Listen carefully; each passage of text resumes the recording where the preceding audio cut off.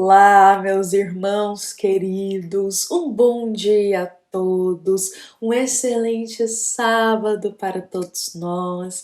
É com muito bom coração, é com o coração aberto a Jesus que nós estamos aqui reunidos em mais uma manhã, iniciando o nosso dia com as palavras do Evangelho segundo o Espiritismo. Então, que todos nós neste momento, possamos receber a paz de Jesus em nosso lar, receber a paz de Jesus em nosso coração e hoje possamos ser um instrumento da paz do Cristo. Bom, meus irmãos, hoje nós vamos iniciar aqui a nossa reflexão neste sábado, trazendo um cenário, uma situação que não chama atenção às vezes só nossa, mas é algo que chamou também muita atenção do nosso querido codificador da doutrina espírita, Allan Kardec.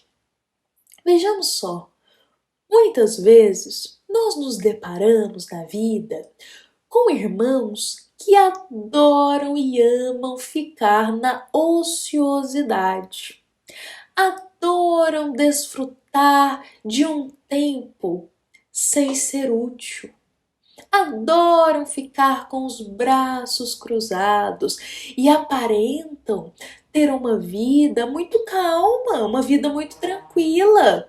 Até aparenta pra gente uma alma que não passa por problema, não passa por dificuldade, não tem que correr muito atrás das coisas, não é mesmo?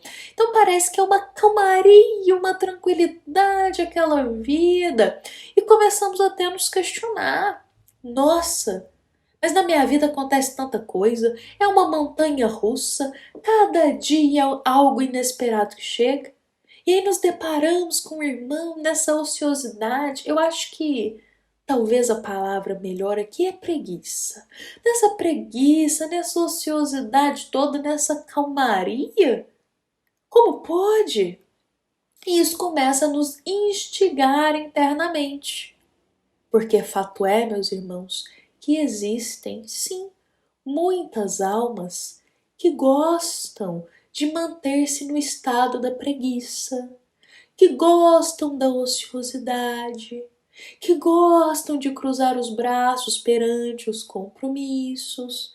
E não só muitos irmãos que adoram esse estado, como também existe aqueles que nutrem esse estado no outro, resolvendo tudo por ele, fazendo tudo por ele e não deixando que ele arca com as responsabilidades. Então isso é algo que muitas vezes chama a nossa atenção. Porque será que é normal uma alma, um espírito se dedicar a reencarnar e quando chega aqui fica só na ociosidade? Será que isso é normal? Então isso chama a nossa atenção, mas não só a nossa. A do nosso querido Allan Kardec também chamou a atenção dele, essa situação, esse cenário vivido por muitos irmãos. Chamou tanto a atenção de Allan Kardec que ele dedica uma pergunta no Livro dos Espíritos sobre isso. Ele dedica uma pergunta porque ele está com dúvida dessa situação. E a dúvida dele é tão grande que ele pergunta aos espíritos um esclarecimento sobre isso. Porque a impressão que dá externamente pra gente é que a vida desse irmão é muito calma, que ele vive na vida boa, não é mesmo? Que só vivem na vida boa. Então essa impressão que dá deixa a gente um pouco confuso. Então Kardec faz uma questão para os espíritos, a questão 988 do Livro dos Espíritos, e eu quero trazer a pergunta de Allan Kardec, até para percebermos como essa dúvida dele também é uma dúvida nossa. Kardec que pergunta: há pessoas cuja vida se escoa em uma perfeita calma, que nada precisam fazer nem por si mesmas, se conservam isentas de cuidados. Provará essa existência ditosa que elas nada têm a espiar de existência anterior? Por outras palavras, meus irmãos, Kardec está perguntando assim para os espíritos. Há pessoas que a vida escoa em perfeita calma, ou seja, só tranquilidade na vida dessa pessoa, só tranquilidade na vida desses irmãos. Eles não têm que preocupar com nada, fazer nada. E aí Kardec questiona, será que esses irmãos não têm nada para espiar de uma existência anterior? Será que esses irmãos não têm nenhuma prova para passar, nenhum teste para enfrentar? E agora os bons espíritos eles vão responder a Kardec. E eu quero trazer apenas um pedacinho dessa resposta, porque o restante dela a gente vai até refletir aqui junto na nossa conversa de hoje do Evangelho. Vou ler só o início para a gente. Os espíritos respondem a Kardec assim: conhece-as bem? Ou seja, conhece bem essas pessoas? Você conhece bem essas pessoas? Pois se crê conhecer, está enganado. Frequentemente, a calma não é senão aparente. Por outras palavras, os espíritos questionam: conhece bem? Estamos conhecendo bem essa pessoa que a gente julga que tem uma vida tranquila, que tem uma vida muito calma? Porque essa calma e essa tranquilidade, ela pode ser só aparente. Porque o espírito, às vezes, ele tá perturbado, tá conturbado e tá agitado. Meus irmãos, vejamos que, para a gente agora destrinchar aqui essa questão, muitas vezes, quando a gente se depara com essa situação, são irmãos que podem até aparentar que tudo tá ótimo na vida deles, que eles gostam de viver na ociosidade, que gostam de ficar na preguiça, mas todos que se entregam à inércia, sobretudo a inércia espiritual, um dia sentirão o remorso e lamentarão o tempo perdido. Essas palavras aqui eu trouxe através da nossa percepção, da minha percepção, mas são palavras lá da resposta da questão 988 do Livro dos Espíritos. Todos aqueles irmãos, nós, se a gente se entrega à inércia, à preguiça, à ociosidade, cruza o braço para tudo, chegará o dia que sentiremos remorso disso. Chegará o dia que a gente lamentará, porque notaremos o tempo perdido, porque notaremos todas as oportunidades que se escoaram na nossa frente e que não as aproveitamos. Lamentaremos tudo que foi nos concedido para servir e tudo que a gente não aproveitou para crescer. Se manter na inércia espiritual, na preguiça, na ociosidade, é causar prejuízo para nós mesmos. Às vezes, se tem a impressão de que essas almas estão na vida boa, curtindo a vida boa porque fica o dia inteiro à toa, cruza os braços para tudo, não ajuda em casa, não ajuda os pais, ou muitas vezes o contrário, os pais não arcam com a responsabilidade do filho, porque também tem o contrário, não buscam às vezes um estudo, tendo oportunidade de estudar, não buscam o estudo, não buscam o serviço, tendo todas as condições para trabalhar, para ter um serviço, não buscam esse trabalho, porque o trabalho ele fortifica o espírito também. Eu tô falando aqui do trabalho físico. O nosso trabalho na vida material, meus irmãos, é essencial para a gente também crescer e se desenvolver. Ele é muito importante. Então, todas essas almas, ou a todos nós, que cruzam o braço para tantas chances que a gente tem, ó, chance de estudar, de trabalhar, de ajudar em casa, ajudar um pai, uma mãe, todas essas formas que a gente tem de ser útil, digamos assim, se a gente cruza os braços e fica na preguiça e na ociosidade, chegará o dia que a luzinha da consciência apitará mais forte E aí virá o remorso das oportunidades perdidas.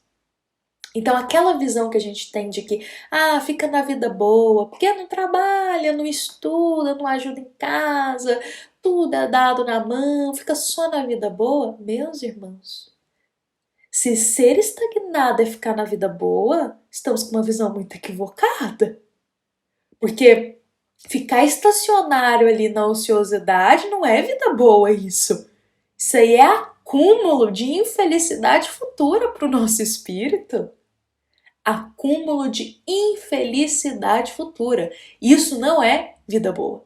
Vida boa é quando a gente arregaça as mangas e trabalha. É quando tem a oportunidade de estudar, aproveita e estuda. É quando tem a oportunidade de ajudar em casa, de ajudar o próximo, a gente aproveita. Isso é vida boa. É a gente ser útil na vida.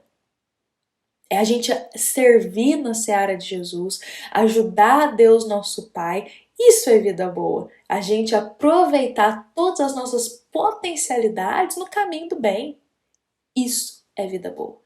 Preguiça e ociosidade, isso é só acúmulo de infelicidade, remorso e lamentação futura. O nosso querido espírito São Luís, ele vai trazer pra gente até uma história sobre isso, pra gente pensar e refletir. O espírito São Luís, até na revista Espírita, ele vai até titular essa história como preguiça ali pra gente. Ele vai trazer um conto pra gente pensar sobre essas questões. O espírito São Luís, ele narra pra gente que havia um homem que ele tinha muitas terras. E esse homem, um dia ele sai para buscar alguém que possa trabalhar nessas terras para ajudá-lo. Então, passando pela praça, esse senhor vê dois homens ali parados. Chega perto de um deles e o convida para trabalhar, para servir lá no campo dele e explica, olha, o campo é muito grande, o trabalho ele é pesado, mas o salário ele é bom. Você aceitaria esse emprego, já que você está aí, como se diz, de braços cruzados? E o homem ele aceita o serviço. O segundo homem, ouvindo essa proposta, se aproxima do Senhor e diz: meu Senhor, eu gostei dessa proposta.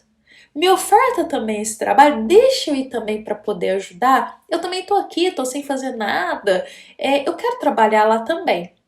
E o Senhor diz: olha, tudo bem, pode ir. E o Senhor acabou contratando esses dois trabalhadores. Eles foram para o campo e realmente era um campo muito grande, tinha muita coisa a se fazer. Um dos homens logo pegou a enxada e começou a trabalhar. Trabalha daqui, trabalha dali e ele trabalha tanto, sacrifício, se esforça tanto que o suor começa a escorrer da testa dele e vai caindo no chão. É cansativo, é trabalhoso, mas ele continua ali cumprindo o serviço que ele aceitou.